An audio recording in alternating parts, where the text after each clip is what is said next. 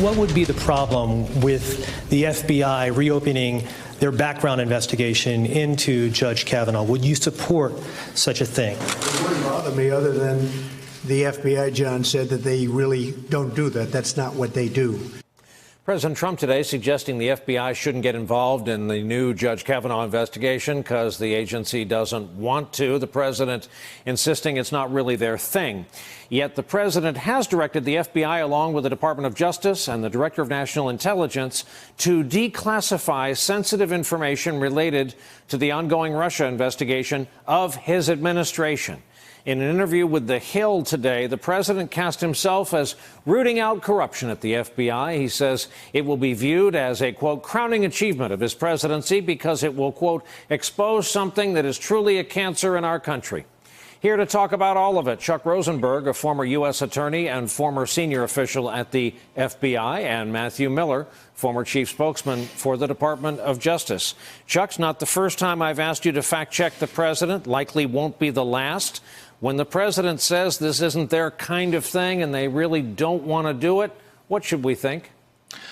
We should take a look at the letter I, Brian, in FBI, because it actually stands for investigation. This is precisely their thing.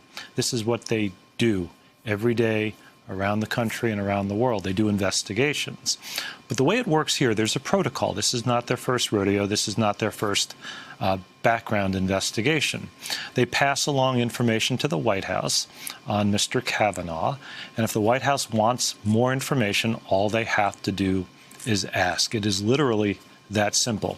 They ask the FBI to do more interviews, to collect more information, to do an investigation, and the FBI does it. So the president, Brian, in a shocking development, is wrong. Matt, the president doesn't want the FBI involved here. He would very much like the FBI to reveal formally confidential communications that could reveal sources and methods, conceivably.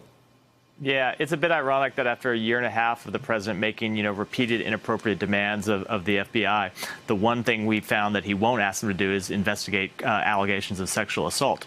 At the same time, as you point out, he's taking this step using the powers of the presidency really to advance his personal interests. If you get to the bottom line of what he's doing with declassifying this information, you have to go back to the fact that this FISA application into Carter Page has already gone through declassification review, and the national security professionals at the Justice Department, at the FBI, have determined that the 21 pages that they held back, some in total, some partially, were held back because releasing that information would either compromise sources and methods or would jeopardize ongoing active investigations. So that review has already been done, and the president is now kind of swooping in after the fact and ordering it released anyway because it will aid his personal and his personal campaign against the FBI and his legal team's campaign against the FBI, all to try to undermine the investigation. It is kind of the worst abuse of power possible, to use your official powers to advance your personal interests. Chuck, how much of your life's work does this order by the president go against? How red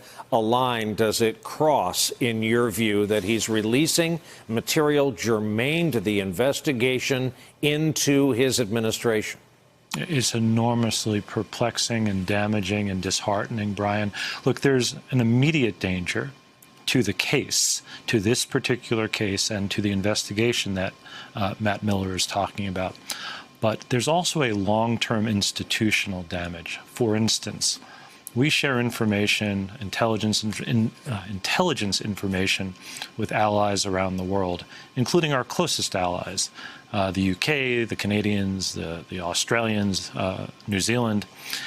We have information sharing protocols, and now suddenly our allies, our best allies in the intelligence world, see us dumping information into the public sphere for partisan political reasons. And so how likely are they to trust us in the future with the most important stuff they have? And the answer is not very likely.